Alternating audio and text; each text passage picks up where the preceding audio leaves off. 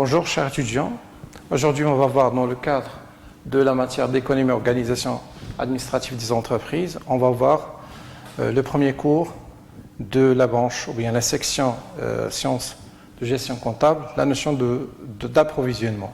Aussi on va voir l'occasion de traiter les différents modes de production selon les contraintes commerciales.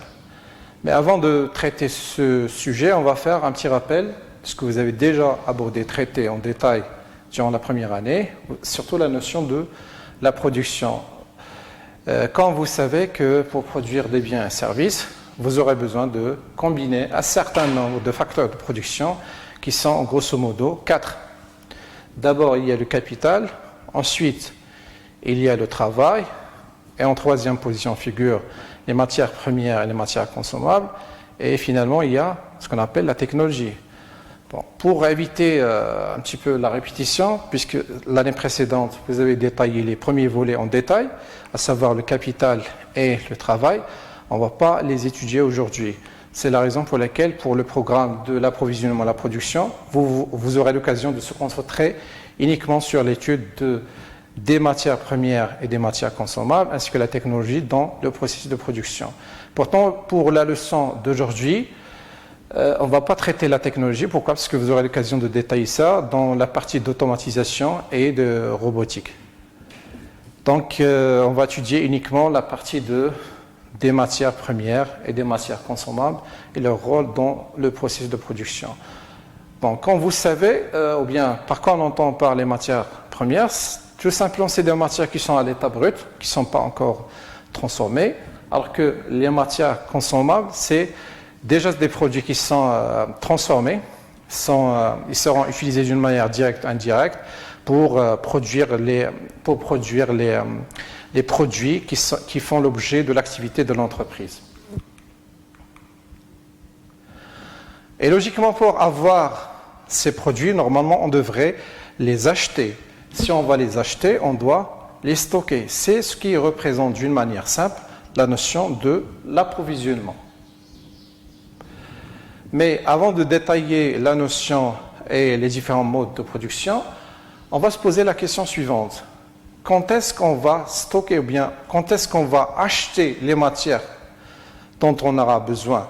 Est-ce qu'avant l'achat éventuel de notre client ou bien après le règlement définitif, effectif du client? Pour répondre à ces questions, voici le plan qu'on va adopter. Tout d'abord, on va voir une définition détaillée de la notion d'approvisionnement. Ensuite, on va voir les différents modes de production selon les contraintes commerciales. Par la suite, on va voir les caractéristiques de chaque mode de production. Et finalement, on va traiter les avantages et les inconvénients de chaque mode de production. On va commencer par la définition. Déjà, on a signalé ça au niveau de l'introduction. On a dit que l'approvisionnement, c'est tout simplement l'achat et le stockage des matières premières et les matières consommables pour les combiner par la suite avec les autres facteurs de production afin de produire les biens et services. Il faut soulever un petit point important, c'est que dans certaines définitions, il voit que l'approvisionnement, c'est uniquement l'acte de l'achat. Alors que pour ce qui concerne notre programme, on va prendre la définition élargie ou bien la conception élargie de l'approvisionnement, selon laquelle l'approvisionnement, il rassemble à la fois l'achat et le stockage des matières premières et des matières consommables. Maintenant, on va essayer de soulever les différents modes de production selon les contraintes commerciales. Vous savez que pour les produits de grande consommation, les entreprises qui opèrent dans ce secteur, elles préparent au préalable leurs produits en attente d'un achat éventuel par les clients. C'est la raison pour laquelle on va dire que ce mode de production, ça s'appelle le mode de production pour le stock. Et si vous avez remarqué ici, c'est comme si l'entreprise pousse ses produits vers les acheteurs. C'est la raison pour laquelle on dit aussi que c'est un processus de production ou bien c'est un flux poussé de production. Par contre, il y a un autre mode de production dans lequel l'entreprise essaie d'attraire, d'appâter et fasciner les clients pour les inviter à payer d'abord leurs commandes, ensuite ils commencent le processus de production. Ça s'appelle le mode de production à la commande. Et si vous remarquez aussi ce dessin, c'est que l'entreprise essaie d'attraire, ou bien de tirer le client vers elle, ensuite il passe pour la production. C'est la raison pour laquelle on dit que c'est un flux tiré de production. Mais il faut faire attention à un point très important, c'est qu'au niveau des exercices, il faut sortir de la logique blanc, noir ou bien positif, négatif. Pourquoi? Parce qu'il y a certaines entreprises qui adoptent les deux modes. Ça ne veut pas dire que pour opérer, pour commencer à produire, il faut choisir un. Vous pouvez opter pour les deux. Maintenant, on va passer aux caractéristiques de chaque mode de production. D'abord, on va commencer par le mode de production pour le stock. Il faut savoir que les produits de ce mode, ils sont destinés à un groupe de clients. C'est ce qu'on appelle le marché. Un petit peu la notion ici, c'est différente par rapport à ce que vous avez étudié en économie. D'une manière simple, le marché en marketing, c'est sigma, ou bien l'ensemble des clients qui sont réels ou bien potentiels pour l'entreprise. L'entreprise, deuxième caractéristique, c'est l'entreprise s'appuie sur une demande anticipée. D'abord, on va expliquer la notion ou bien l'adjectif anticipé. Anticiper, tout simplement, c'est faire une action sur la base qui va se passer dans l'avenir. Donc, sur le plan pratique, comment ça se passe? C'est que l'entreprise, puisqu'il a des statistiques sur les ventes, c'est bien les mois où elle vend les produits ou bien où il y a une forte demande sur ces produits, c'est la raison pour laquelle il anticipe. Il produit ces produits et prépare son stock sur toutes les périodes où il y a une forte demande sur ces produits. Et il baisse la cadence de production dans les périodes où il y a une faible demande sur ces produits. Il faut savoir aussi que ce mode, concernant ce mode, il faut savoir que ça concerne beaucoup les biens de grande consommation, sans oublier aussi les produits qui sont saisonniers. Par exemple, l'industrie de la confiture, des abricots et des fraises. Puisque c'est un produit saisonnier, ça demande énormément de production durant la période d'existence de ce produit sur le marché, ce qui fait l'entreprise elle est obligée de faire ou bien de préparer un stock. Ensuite, on va voir le mode de production à la commande. C'est à la différence du premier mode de production. Dans ce cas, les produits sont destinés à un client spécifique. Deuxième point, c'est que la production est déclenchée après la commande définitive des clients. Déjà, on a soulevé cette question, ça veut dire qu'on commence le processus de production après le règlement définitif des commandes des clients. Maintenant, on va traiter les avantages et les inconvénients de chacun de ces modes et on va commencer par le mode de production pour le stock. D'abord, on va commencer par les avantages. Le premier avantage, c'est que en adoptant ce mode de production, l'entreprise produit une grande quantité, ce qui fait qu'elle peut vendre assez de produits. Et en même temps, s'il a acheté du matériel nécessaire pour produire ses biens et arrive à produire à une grande quantité, il peut minimiser ses coûts de production, ce qui va la permettre d'avoir ce qu'on appelle les économies d'échelle. Et aussi, ça va le permettre de rentabiliser rapidement l'appareil de production. Ensuite, il y a la mise à disposition immédiate des produits à la vente des clients. Ce que ça veut dire, c'est que les acheteurs ils ne vont pas passer assez de temps pour attendre le produit. Les produits déjà sont préparés à l'avance. Ils attendent que l'achat éventuel des clients. Et finalement, il y a la répartition possible de la production sur l'année. Déjà, on a abordé ça au niveau de la notion de demande anticipée.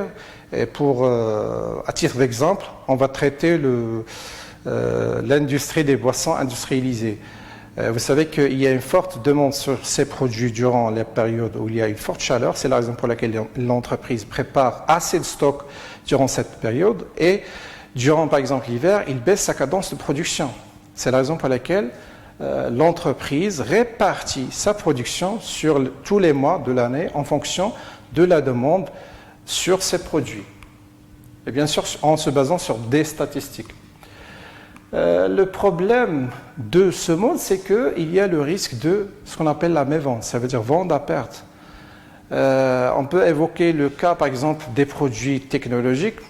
Par exemple, si par hasard, un des produits de la gamme de l'entreprise connaît un échec de vente, ou bien de commercialisation, il peut ruiner complètement la marque tout entière, surtout que si ce produit porte atteinte à la santé publique, à la santé des usagers.